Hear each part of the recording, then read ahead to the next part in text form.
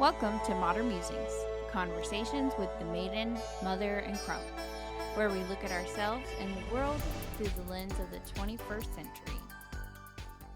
Hello and welcome back. I'm your hostess today. I'm Kristen Blakely, and I'm with my co-hosts Amber Jones and Cindy Murray. Hello.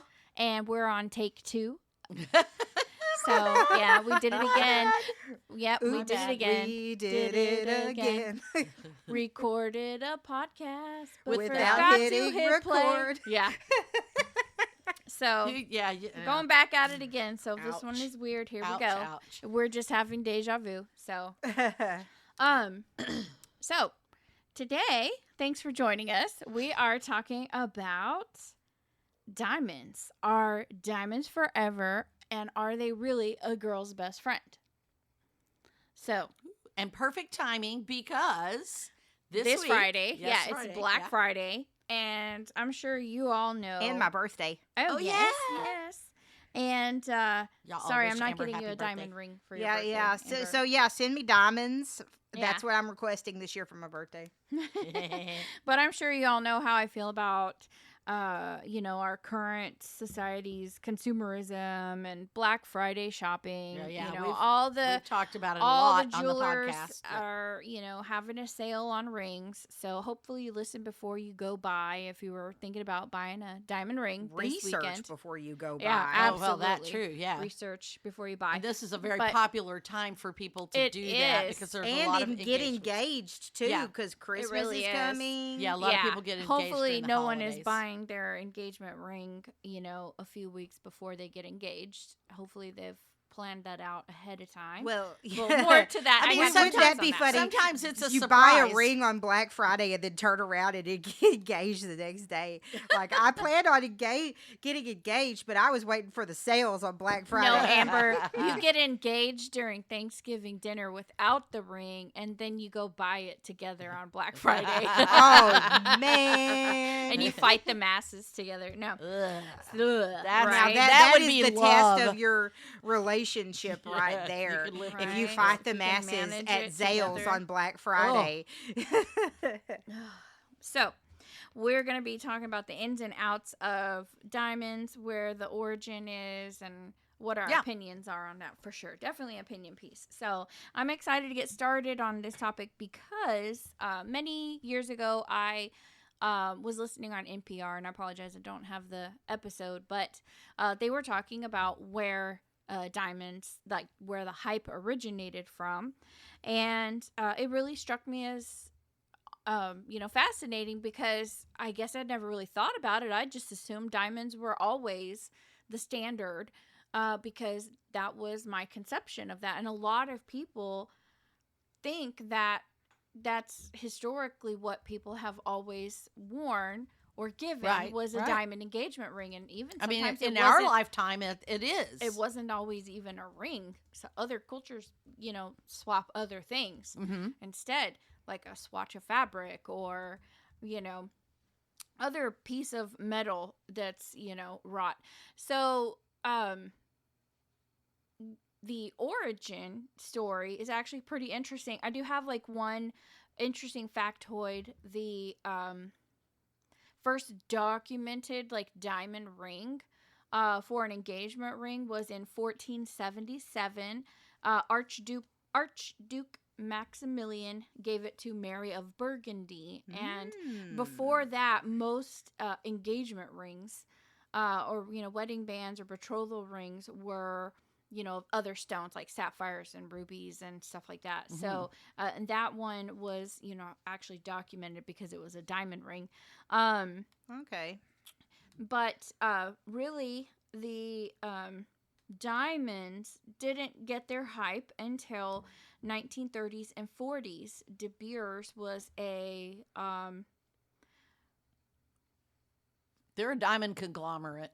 yeah. Basically, Some of the research I read called them a cartel. Yeah. So they De Beers actually used Good thought. marketing to create a scarcity and a hype about how rare Mhm. they are, which, I mean, diamonds are rare.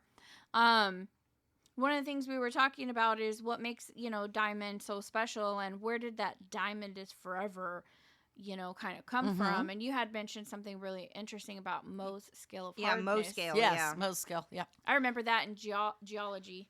Um, But But So- it's like so the diamonds. hardest thing. Yeah. Diamonds are the hardest, or there's the Mohs scale is a rating from the softest to the hardest. Everything gets a rating from 1 to 10, and a Mohs diamond scale is a of 10. hardness. Yep. And something like talc is a 1. So, and it's all for minerals. That's what it's for. And so diamonds are 10s. They're really hard. So they're almost indestructible. And I mean, like you can't crush it between another rock or something like that.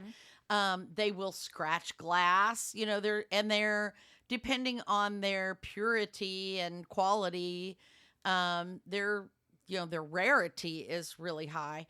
But that idea that a diamond is forever stems a lot from the concept of the fact that they are so hard and pretty much indestructible. Mm-hmm. And I think they used that piece of the fact of that diamond, that Right. it's indestructible, and kind of tied that in with your relationship and how you want that to symbolize Something else your that undying you think love is is indestructible. indestructible. Yeah. And so I thought that was really interesting. They really advertised that they're so rare and they're hard to get, and that because they last forever, this is the standard. Right. And this is what you want. It's to really a show. marketing ploy. It was all a marketing Yeah. ploy. Yeah, to now sell their it's diamonds. kind of, I mean, it's still hard to get diamonds, like really expensive, nice, like clear cut diamonds. But, now you can just go to the mall and get diamonds. Well, there's a whole nother story about that, though. So, Yeah. Yeah. I got some beef and tea on diamond industry for you guys. Okay. So yeah, so let's hear that's it. the origin stories, right? Where did diamonds? How did they become the standard? So if you really think about it, less than 100 years. So just within a few generations, suddenly diamonds have become diamonds the are the standard. thing. Well, they right? were. I mean, they were even when I, got engaged 40 plus years ago. So it's less than 100 years. Mhm. It's more like Yeah, a half a century, because even the generation before me felt like diamonds were the Well, gold standard. okay, so we mentioned in the podcast that we weren't recording the movie Marilyn Monroe. Yes. Now that goes to the thing where diamonds are a girl's best friend. Yeah, but like they became pretty popular right around the 40s, that the time, late 40s, early late 40s, 50s. early Mhm. 50s, Yeah, when that movie because around the time that movie came out, and because the song. the value of That's diamonds where I was was going so with that. high because of their rarity and the cost of them and everything, that became a standard for if you really value, and they used it as a marketing thing again, Mhm. to convince the public that if you really value this girl, you'll get her a diamond, so because that's what every girl wants, is a diamond. And even today, we still see that marketing taking place. He got it at Jared. You remember that? Yes, marketing I thing? remember. Oh, yeah. He got it at Jared. He got it at It's actually Jared. $1 billion marketing industry. Oh, I Just don't the doubt advertising I alone, don't doubt it. billions of dollars. I don't Yeah. doubt it. And we talked about those marketing ploys, how they use those things to convince you that you want something that you probably didn't really want. Even, I threw in there The rhetoric of it. the concept of eat more chicken. Mm-hmm. That's a whole Yeah, because thing. Chick-fil-A didn't want you to eat beef. They Beef. wanted you to eat they wanted chicken. They wanted to convert all the burger eaters, the people that go get burgers for lunch, into eating a chicken sandwich. And they And had that's a cow as their it's mascot. during the white meat is healthier than yes, red meat. and that also was another campaign yeah. to convince people that red meat was not healthy for you. You need to eat Mhm. white Yeah. meat. because it's healthier for And you. so they're saying, like, come over here and eat more Oh, chicken, that's but they're like a selling whole fried other chicken. thing. We Yeah. get into like the chicken industry and Oh, chicken but- farms and Yeah. But cow all- lots. well, and- yeah, no kidding. But that it's the marketing concept is the same. You know, there may be no real Buy this, value not to that. what they're trying to convince you, but they're going to convince you of it just the same. And that's what I tell my rhetoric students because Mm-hmm. I teach, and I know I've mentioned this before a million times, is that I teach rhetoric through UT Austin at my Mhm. school. And I tell them that if they pay attention to me and everything that I teach them, I can teach them to convince somebody to do anything. Mm-hmm. Mm-hmm. Yeah, the marketing industry can sell ice to Eskimos. That's that Yeah. old saying. Have you Like heard if that? you use They really rhetoric can. correctly, you can You can. convince You can. somebody Mhm. to change Absolutely. their mind. Yep. You can, yes. Look at and- politicians. Oh yeah. And so that brings it to what the jewelers are now telling people Right. how much they should buy of a diamond. Okay. Okay. Yes. Yes. So you're talking about like different cuts and sizes and Clarity. Yeah, so you and, talk and about things the- like that. the So quality of the diamonds. now, yeah, there's the quality of diamonds. I'm not even going to dive into that because I okay. think that's something you can go and look at and research yourself. Yeah, there's right. like so much on that. But what they do is they give you like a guideline of how much you should spend on this said Mhm. engagement ring Mhm. and why. And what ends up happening is we go, well, it should be that much because you're putting that value of the relationship on that cost. Yeah. How can you of put a that ring. price? How can you put a price tag on a relationship? Exactly. And so the who's more a you dirty spend, person who decided to spin that out there and make people feel guilty about them not committing enough to the relationship because Right. they can't afford. right, right. So tell us about that Yeah, tell standard. us. What is that Yeah. standard? So that standard right now is 2 to 3 months salary. Mhm. And so right now the average US it's basically spend what you can afford. Right. But what 3 you months. can Well, afford is is relative. It is And really- relative, but, I right? mean, because I don't think 2 to 3 months salary for someone who's super rich is a drop in the bucket, Right. and it's not going to hurt them. They won't even notice it. Mm-hmm. But 2 to 3 months salary for someone who's making $7.25 an hour minimum wage, Mhm. which is what the minimum wage is here in Texas right now. Mhm. That is 2 to 3 months that they can't pay the rent because those people live paycheck to paycheck. Right, but You even- need every penny you have yeah, to pay your bills, and you're going to take 2 months out of that right, or 3 months out of that. right. I So think it's people are ridiculous. putting it on credit. Yeah. And well- even what's also ridiculous is if you take that same math theory or whatever principle, and say you make 12 or 120,000 a year, Mhm. are you gonna put down 10, 20, $30,000 on a ring? No, I think that's ridiculous. ridiculous. But you're saying this is not the suggested amount. This is the most. That's Common- what they that's the- recommend. Okay, oh, so okay. that's what the Recommended jewelers amount. recommend. Okay, see, and I think that's ridiculous. No, I that's think what they I recommend think people even a finance month of salary is is a lot even. exorbitant. I do. Think about this way. That's what the jewelers are recommending. So people are saying, well, if that's what we're supposed to do, then that's what we should do. So people are doing that. Right now, people are spending on average $5,200 on a ring. Now, what they're saying right now, though, is that generation Gen Zs and millennials are Mhm. actually challenging those social norms because they're, doing things outside of that expectation of what's normal, and just keeping in mind that this is only something normal since like the 40s. Right.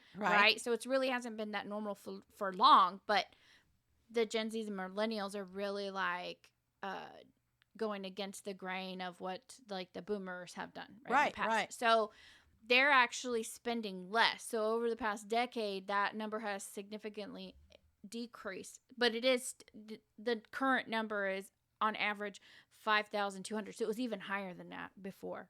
like If it's 10, 20 years decreasing now, ago. then it was. Yeah. Yeah. So But that's crazy to think is that people crazy were to actually think. spending more than that, and they weren't even making that much Right. then. So, and one of the things that I was thinking of too is that like millennials and Gen Z aren't necessarily all going for like that ring, that big rock, Right. that a lot of people had been going for. You know, Right. they're looking for Well, it's something very popular right now. that's more Yeah. unique, or has that antique look, or you know, even Amber's ring is very much unique, right? It's Right. not like the common like style that someone might pick for. Right. No, I no, my love your wedding ring. ring was Yeah. a sun and the moon, and the sun was an opal, and the moon was like a moon-shaped diamonds. Hmm.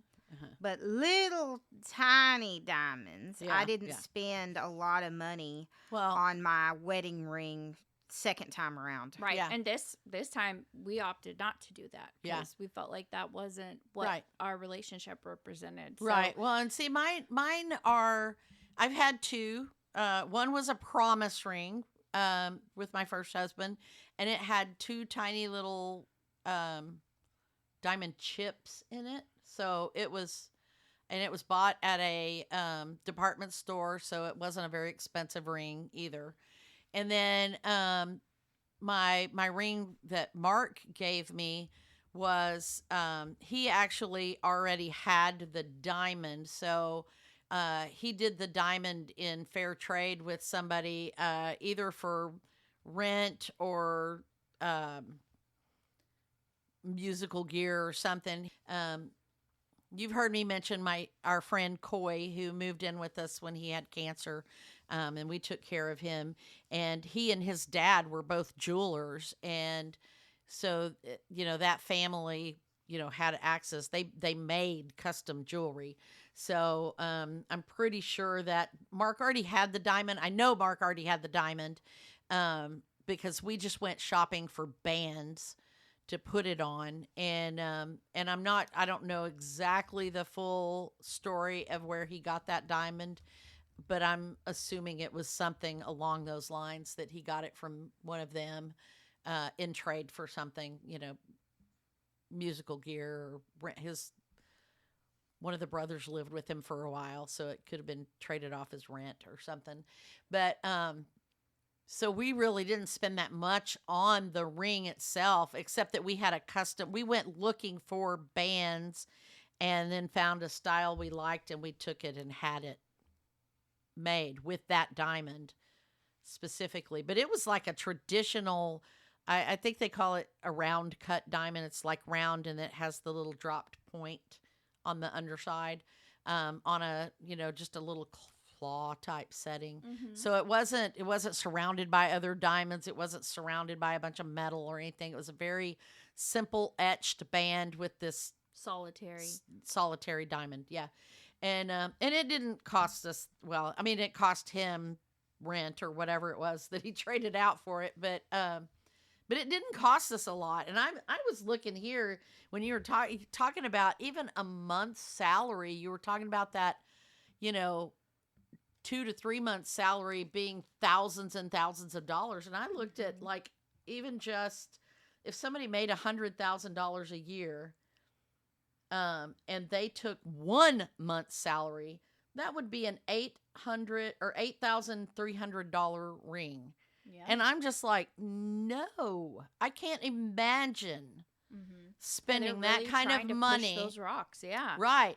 And now, I mean, I know there are people who like big fancy flashy rings, and and I wear a lot of rings, and stuff, but and mention Amber had mentioned earlier that when she wears her big rings, those are the ones that get the most attention and that she gets the most compliments on. And I think it's because your hands move so much that unless you have a big rock on it, people don't necessarily notice your rings. And so I think that people who like those big rings want people to notice that giant ring for Mhm. that status symbol Yeah. that it represents, because Yeah. they are so expensive. And it doesn't matter. So a lot of times to them, it doesn't even matter if the ring, if the stone is a real natural diamond or it's a cubic zirconia or something else. It's the look of it. Mhm. If it looks like it might be real, if people think it might be real, that's what they're going for. Right. And I Mhm. think that it's turning away from that. Like you're talking about the millennials and the Gen Z going for less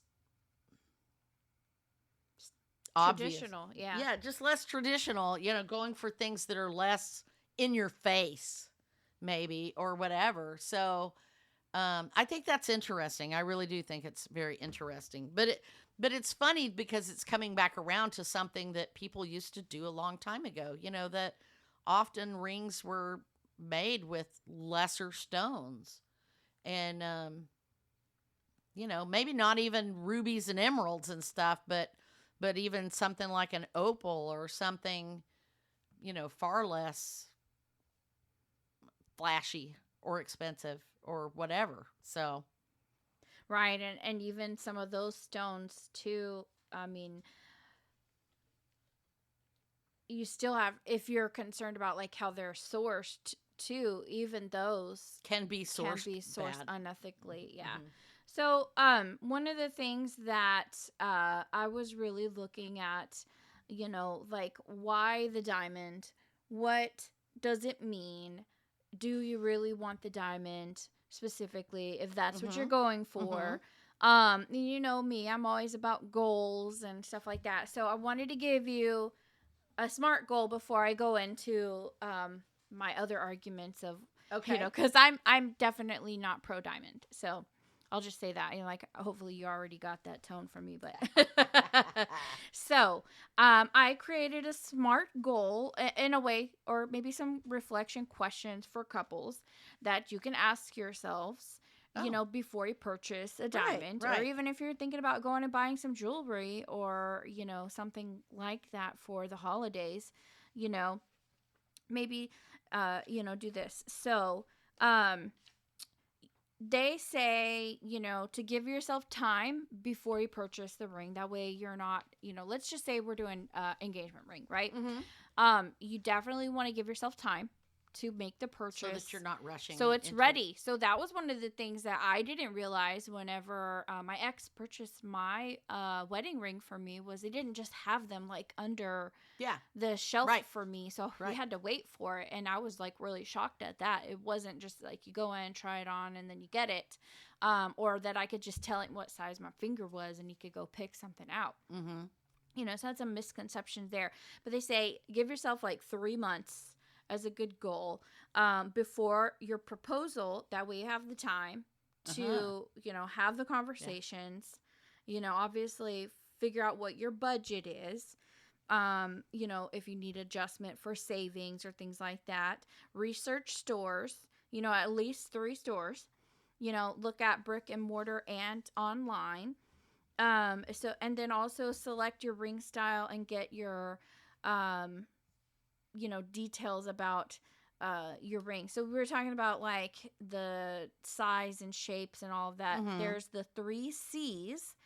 And so that is going to be the clarity, the cut, the carat, and oh my gosh, I forgot. And carat is not CARROT. Yes, I know, right? It's not. Yeah, so the 4 C's are the cut. Oh, the color. Duh. Yeah. The color, because there's actually like yellow diamonds and stuff. And then there's clarity and the carat, CARAT, which is the weight. So, whenever you're going to research, think about like what you want. Do you want, a ring setting, a vintage style? Do you want a halo? Are you doing white gold, yellow gold, platinum? Think about those type of things. Also consider if you're getting a diamond, that you might want to get it insured. right? Yes. And that you may also need to pay additional fees later on down the road to have your ring resized. Because if you are going to invest in an expensive ring like that, you do want to wear it forever. Well, and that's so one of the problems I your had finger because changes shape. So I you may gained need weight to, probably 20 years ago, and I have Right. not been able to wear my. So my yeah, wedding if ring you're since going to then. buy an $8,000 ring, you probably want to also be able to afford to get it resized too. And the shape of the ring, the style of the ring needs to be something that is resizable. Yeah. Like that was one of the reasons I never had mine done because since it was a hand etched, it Mhm. couldn't be stretched without Ruining re-etching. the band. All right. So, keeping in mind your 4 C's, that's where you want to do your research. So, with your goal, do your 3 months before your proposal, do your research, set a budget. I recommend saving up for it. And I actually before. recommend, saving Don't up put for it on that your too. credit card. Save up for it so you Yeah. can pay cash. And don't, even if you want to start saving up before then, That's what. Yeah. Yeah. That's what I mean. do your beforehand. savings. Yeah. So, but set your budget and hold yourself to that budget. And research, right? And then Mhm. select the style and everything, and then making sure that you're getting your certification if you're getting a real diamond. So, here's some reflection questions that you can ask, in your relationship. And also, think about your traditional values too, like who's buying the ring, or if you're like in a same-sex relationship, is that something that's important too, because that's a different tradition than what has always been for Right. the past like centuries or whatever, where he buys the ring. Are you getting each other engagement rings or wedding rings, or who's Right. proposing, those kind of things. So here's some questions. What does the ring symbolize for us? Do you have values or a story, rather than society? So Right. that, like I said, we chose not to do rings because it was more of a societal value than something in our relationship. Like, it didn't tell a story for our relationship. Right. So right there, Well, Mark we and I determined quit. with that question we didn't need a ring. Mark and I quit wearing our rings, 15, 20 years ago. Mhm. Well, actually, it's been more than 20 years because it was before I moved into this Mhm. house for me. Mhm. I don't remember when Mark quit wearing his, but we both had gained considerable amounts of weight. Well, I gained considerable amounts of weight. He gained a little bit of weight, but he quit wearing his as well. And it just didn't matter to us that, Right. it didn't matter at all. In fact, I didn't start wearing any kind of wedding ring or anything again until after he died. And then I felt compelled to put one on, Mhm. which is kind of weird. But I don't know. It's weird to me that I felt that. But So another question is, what amount do we feel comfortable spending without jeopardizing other goals? So Right. hopefully in your relationship at that point, when you're thinking about, wedding, marriage, right? You have other goals as well. Are you thinking about kids? Are you both, thinking about, continuing your education or moving to another state, or, and these going are all, on trips and these together. are all things you should talk about before you. Exactly. What get are your engaged retirement anyway. plans, right? So, is that ring purchase jeopardizing those other goals? Because obviously, those other goals probably may have more value to you than a ring, Right. right? Do we prefer natural versus lab grown? So I definitely want to touch on that. Oh, So yeah. asking yourself that question, and why, right? Because is it a social norm or expectation, or do you have a preference, a reason Mhm. why you would prefer one or the other? How important is resale value versus sentimental value? So considering that, I believe that in the first attempted recording, we talked about art resale. Mhm. And Amber, you had mentioned, potential for like some of your artwork being resold, and Yeah, like, well, does it have yeah. value? Because some rings don't have resale, Resale value. Yeah. No, even like ones that you perceive as expensive, it's not going to have the same resale value as Right. when you bought it. Right. And then another question is, how will we maintain / insure our ring over time? So, Right. like I said earlier, you may need to resize your ring.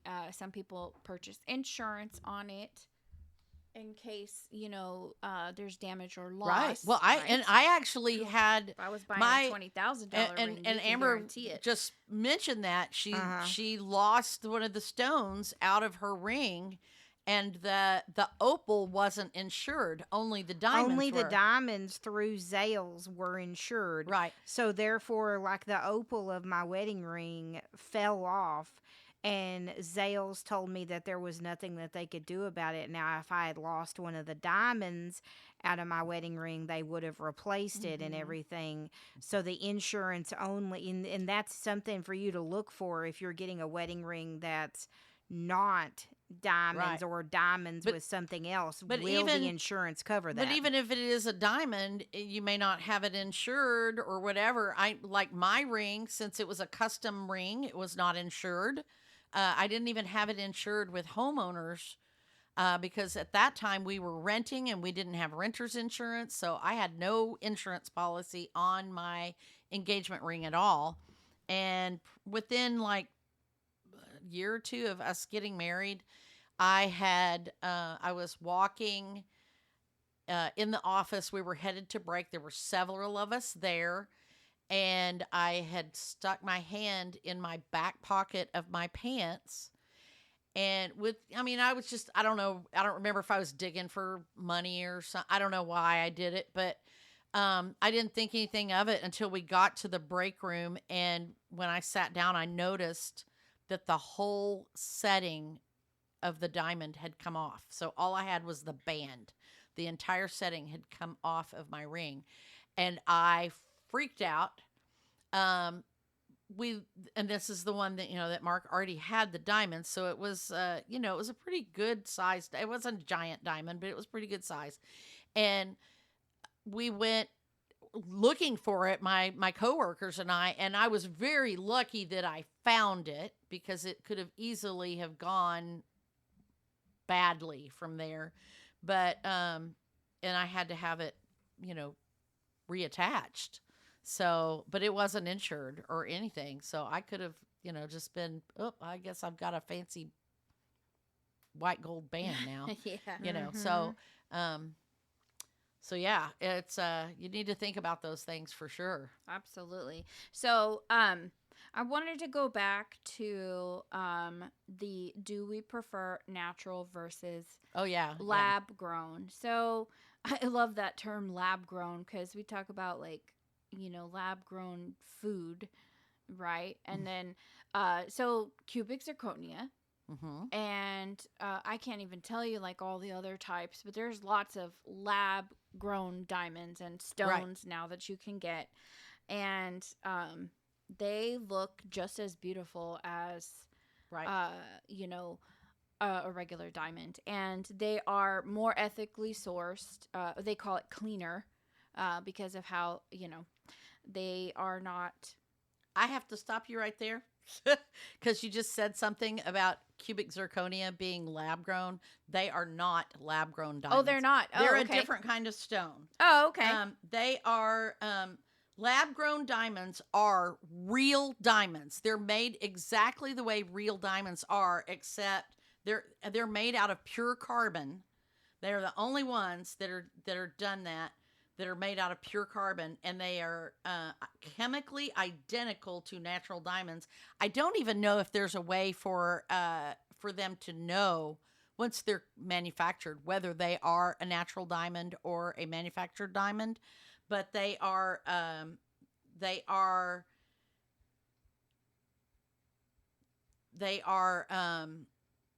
made under pressure, synthetic pressure. So a cubic zirconia is a synthetic stone made out of zirconium dioxide. Oh, okay. So it is lab grown diamonds are almost almost identical to, or they may be, for all I know, identical to diamonds. They are real diamonds, and they are on the Mohs scale, a 10 on the Mohs scale, but a cubic zirconia is significantly softer. So a cubic zirconia is only 8 to 8.5. Oh, okay. And so it can be scratched. So that's the difference there. Okay. But they still, I mean, So it's a there's 3 options there. There's natural diamonds, which are mined from the earth. There are lab grown diamonds, which are created in a lab under high pressure, intense high pressure, to fuse that carbon into a diamond. And then there are cubic zirconia, which is a synthetic stone made in a lab, but it's not made of carbon. It's made of zirconium. That's why it's a cubic zirconia. Zirconium dioxide. That's what the chemical compound is. So sorry, I had to stop you there. no, I'm glad you did, because I never realized that. I just, I remember seeing cubic zirconia. Always when I was a kid, I always loved looking at the rings and at the jewelry store at the mall and at Walmart even, and the significant price decrease.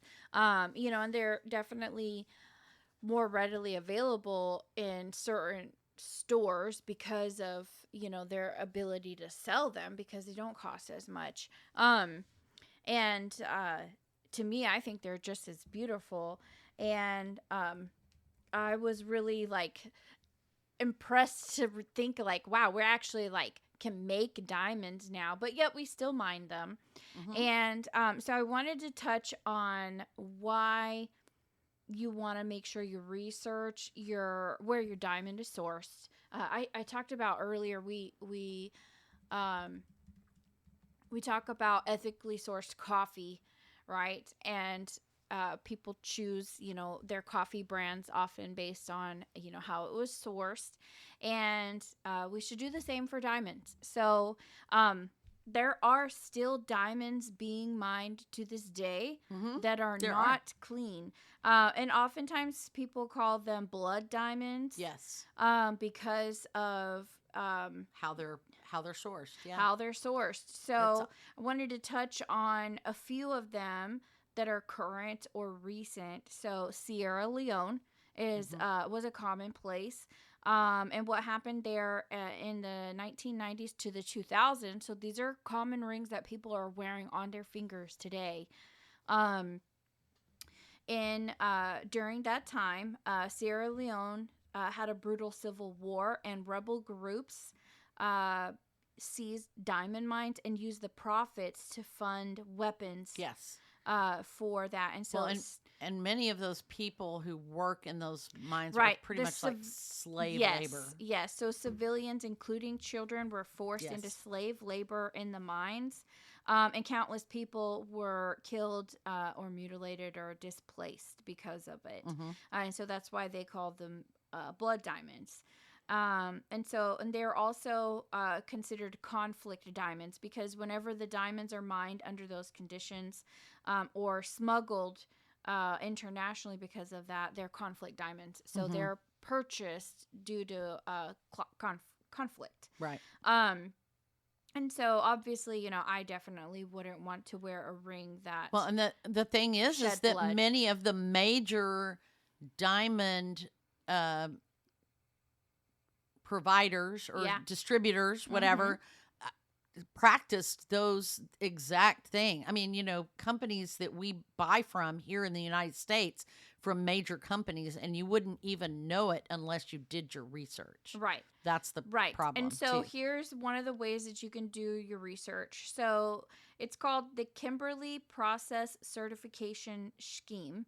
KPCS is an international attempt to track and certify conflict-free diamonds. And so, however, critics say that the system is weak, and they only look for certain things that mark them as conflict-free.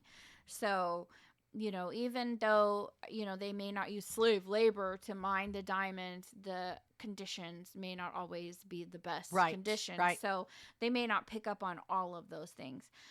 There's another one, and a lot of these were stopped around the same time in the early 2000s.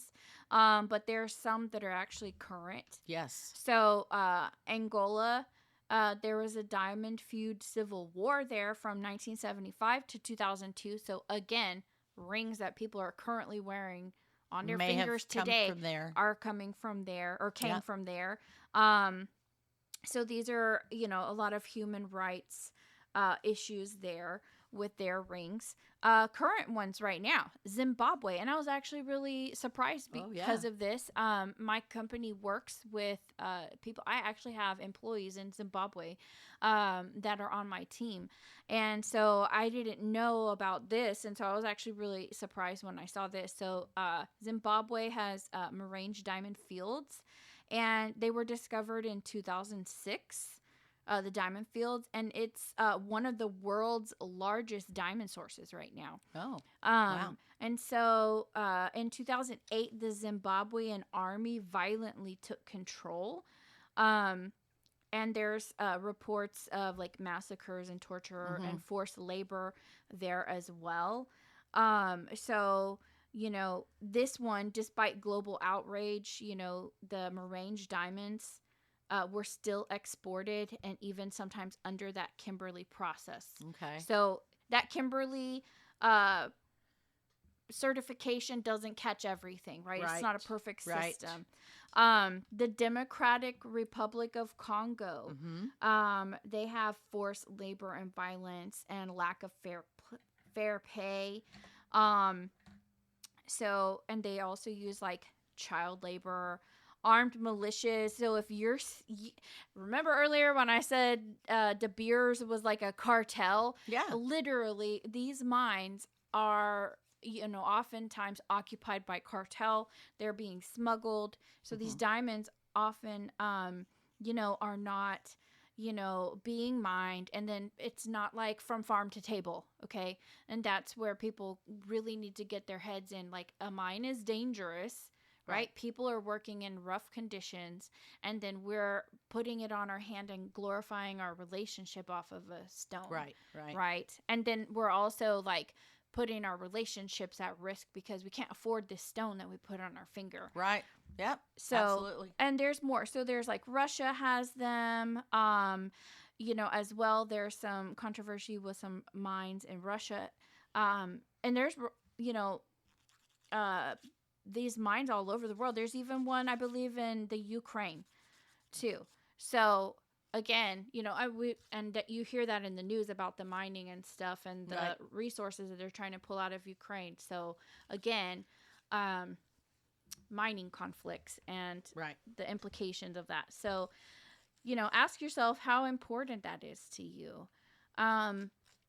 If it's something really that, do you feel the need to have that real, like, grown from the earth, or would you be able to have a lab grown one? If you are getting one that's a lab created diamond, are you making sure that it's really a lab created diamond and not a earth grown diamond, or vice versa too? And I did look up, because I said I wasn't sure if you could tell the difference, and you can. There are a couple of ways to tell, but not to. It takes an expert. They are chemically, physically, and optically identical, so you cannot distinguish between the two by the naked eye. But certain UV light analysis and spectroscopy can show some subtle differences in internal growth patterns, fluorescence, or trace elements that can pinpoint to the diamond's origin. So an expert in identifying the differences between a lab-grown and a natural diamond can tell the difference, but most people cannot. And that's crazy to me. Amber, remember when we were in geology and we had all those rocks and we had to identify them? Yeah. Sometimes I struggled with those common minerals. So I think that's crazy that someone actually has the eye for that and can tell. Yeah. But really interesting stuff there. So if it's something that you're interested in or you're looking to shop, just make sure you're asking yourself those 3 C's, asking Mhm. yourself those questions: what's important, what your values are, you know. Maybe there's another stone out there. Now, again, though, like you said, It's not just diamonds. It's not it's just diamonds. mining and the things And that we those mine stones, for. Yeah. many of those are unethically sourced as Mhm. well. Um, 'Cause but we maybe even there's see another that when we go stone that you crystal like. shopping at the metaphysical stores. Right, There's a lot of talk about where those stones come from. right. Because you can go online and get like giant bags of like hematite for like $2, and then they sell them somewhere else for, $10 a stone. For per stone, yeah. And you have to kind of wonder, like, those really low cost value ones. One, are they real? Two, how are they getting them? Did a child have to go digging for that? Right. Those kind of things. So ask yourself those questions: how important it is for you, and make sure you're making that right decision. So back to the question: are diamonds really a girl's best friend, or does she need to choose a new clique to hang out with? Oh yeah, new Well, BFF. The really like the kind of the concept behind that is that diamonds are a girl's best friend because like in like a deep psychological meaning, diamonds are your best friend because they're indestructible Right. and they're not gonna leave you, whereas Well- the person that Well, gives you and the I diamond think that's is the gonna whole leave you. point of that.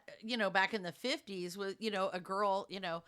A girl wanted diamonds from her Betrothed. Yeah, or it's lasting and pursuers longevity or whatever, like anything because else. if he gives her this diamond as a gift and then he flakes out and leaves her, she's still got something that she can use, she could resell to take care of herself. Even if she got married and got divorced, she would have something of value left from that relationship that she could turn around and use to take care of herself. Yeah. Yeah. I mean, even if you look at the lyrics to the song "Diamonds Are a Girl's Best Friend," a kiss on the hand may be quite sentimental, but it's not going to pay the bills, rent. yeah. It's whatever. So, but that diamond, if the marriage goes south or the relationship goes south, you have something that is valuable. But this is also coming from a time period when women rarely worked outside the home, or they did only until they got married and started raising children. And so they, nowadays women have their own careers and are often the main breadwinner in the Right. family. And that was my question: was who's giving the ring, who's buying the ring, and is Right. that equal and Right. in the Well, relationship too? The ring is kind of also the equivalent of the dowry, Yeah. or whatever. So, it's, is it necessary anymore? Should it be the other way around? I mean, is it just an old fashioned idea? Yeah. I don't even wear a ring. Right. So you don't wear a ring. Yeah, actually, not a single one of us has on a wedding ring. no right now, no do rings we? right now. That's So funny. so yeah, and We're I'm already not breaking the that. only one. There's lots of people who don't. Well, I mean, Mark- my wedding ring broke, so I just wear Right. another ring that my husband got me. Right. Well, and Mark was friends with artist and musician Terry Allen. He worked with him many, many, many, many years, and Terry and his wife Jo Harvey, they went and got their fingers tattooed. Mhm. So Yeah. hey, That's forever. right, pretty If anything. much. No I resale value, mean- but it is forever. Yeah, if you want like a forever solution, There it that is, right there. Yeah. All right. Well, we want to hear what your thoughts are. Hit us up on MMC Chat Yeah. on yeah. Facebook. Yeah, we'd Yeah, love I to hear would. your thoughts. I'd like to hear, how much these other people paid for their yes, rings. Yes. If they did have a diamond ring, how much did they spend on it? Was it anywhere near that? You don't have to be specific, but was it close to that amount that They talk. I don't know. I can't imagine anybody spending that kind of money on. I think that is really the industry trying to convince you again that that's what you need to spend it on. So, and they're also saying, oh, that it's and some of this was from Forbes too, right? So, but you know, if Zales says, oh, people are spending less, you know, 10% or 20% less than what they did last year on rings, and then they throw out this giant number, where's the facts on that? Right. Where's the supporting facts? Yeah. Or are they just saying, oh, people are spending less, but then they jack the price up on it? Yeah. And now we're spending more. Yeah. No one's holding them against that to say that, hey, that's a lie. Accountable. Yeah. Yeah. I'm curious about that too. And, yeah, I don't know anybody who spent that kind of money, but I feel that way about weddings too. I mean, we spent quite a bit of money on your wedding, but we were way low budget. I mean, for what we got, because we did so much of it ourselves, we were way lower budget than we would have been if we had outsourced a lot of the stuff that we did personally, right. like the flowers and the decor and stuff. And same for Amber. I mean, our biggest expense was on food, liquor. Yeah, that was my biggest food, liquor, was and food and the location, the venue. And we didn't even spend that. You know, I hear people talk about what they spent on their dress, and I'm like, holy cow, no. No, that was not my goal, was to spend a bunch of money on the dress that or the you wear ring one time, right? Or the accessories or anything like that. I wanted good food. I'm starting to think my cake cost more than my dress did. Honestly, or close. Yeah. My cake cost more than my ring did. Well, and Ashley's stepsister just recently got married, and she forwent the cake because she said, I'm not spending $900 or $1,000 or whatever on a stupid cake that nobody cares about, and half the people don't even eat it. So she enjoyed that cake. I ate it for days. I took it and gave it to my students. But you know, she did other things, you know, and so I mean, she did a very budget friendly wedding, and it was lovely. And I don't think, you know, just like the wedding doesn't make the marriage, neither does the ring. So I think that's a important thing to think about. Thank you for putting that into words, because I was like trying to get to that point. Like, what does it mean to you? The wedding doesn't make the marriage, neither does the ring. The ring will not make the relationship last or predict its failure either. So as long as you're both happy with what you have, that's all that matters. Absolutely, and that's all that matters. And if you're one of those girls who thinks it must be this over the top, blah blah blah, maybe you need to take a look at in your marriage later down the road. You might need to look at your values a little bit. Yeah. Well, we're here for you on that whenever we talk about our values next year in our future podcast. But what are we talking about next week? So next week I'm hosting, and I'm talking about my winter bucket list. And we've talked about these before in terms of other kinds of bucket lists, but I always like to do a winter bucket list of things that kind of set up my winter for me. And I think I want us to kind of share some of those thoughts. So I'm looking forward to it. So it'll be fun. I love the bucket list. I know, list episodes. Those are some of the best episodes. Just like getting out there and doing all the buckety things, doing them and talking about them and making the buckets. List. It's 3 different hobbies, right? Yeah. Making the list. Checking off the list and then actually doing them. Yes. All right. All right. Well, we will catch you guys next time. Thanks so much for listening to us again this week, and we'll be back next week.